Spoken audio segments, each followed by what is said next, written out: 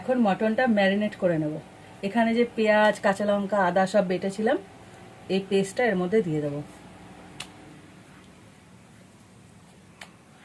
এখানে অল্প কাঁচা পেঁয়াজ রেখেছিলাম, সেই কাঁচা পেঁয়াজটাও দিয়ে দেবো। এবার দিয়ে দেবো লঙ্কার গুঁড়ো, লবণ, সব মশলাপাতিগুলো। প্রথমে দিয়ে দিচ্ছি লবণ, স্বাদ মতন নাকি? স্বাদ মতন তো অবশ্যই।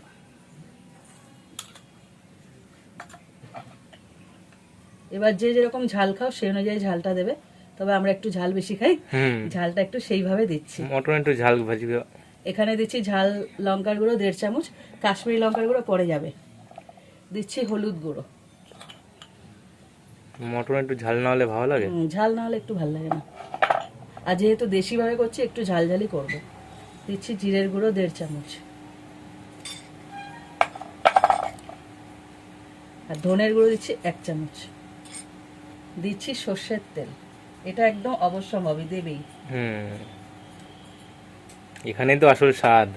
হ্যাঁ, আর যে মশলাটা গুঁড়ো করে রেখেছিলাম ওই মশলা কিছুটা এখন দেব।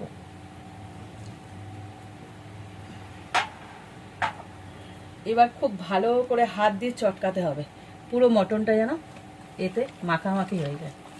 এই যে মাখাটাই কিন্তু মেন, এইখানে আসল স্বাদটা নির্ভর করছে। মশলাপাতি তো অবশ্যই আছে, কিন্তু এই যে হাত দিয়ে চটকে চটকে মাখা, এর যে গায়ে লাগা, এটা হলো মেন। এবার এইভাবে 30 মিনিট রেখে দিতে হবে।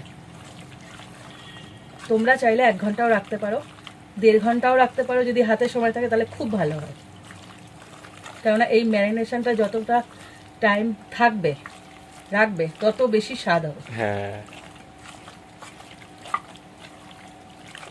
তেল দেওয়ার কারণে, এই যে তেলটা দেওয়া হলো, তেল দেওয়ার কারণে দেখো প্রত্যেকটা মশলা, এই যে আঠালো ভাব হয় না, মশলাগুলো মাংসের গায়ে ভালো মতো লেগে যায়। এর বদলে দইয়েরও কাজ হয়, মানে ধরো দই দিলে দইতেও তেলের কাজটাই করবে। তো আজকে আমি দই ইউজ করছি না, তেল দিয়েই করছি, সর্ষের তেল। তো এটাকে ভালো করে মেখে নিয়েছি। এবার এটাকে আমি 20 থেকে 25 মিনিট ঢাকা দিয়ে রাখবো।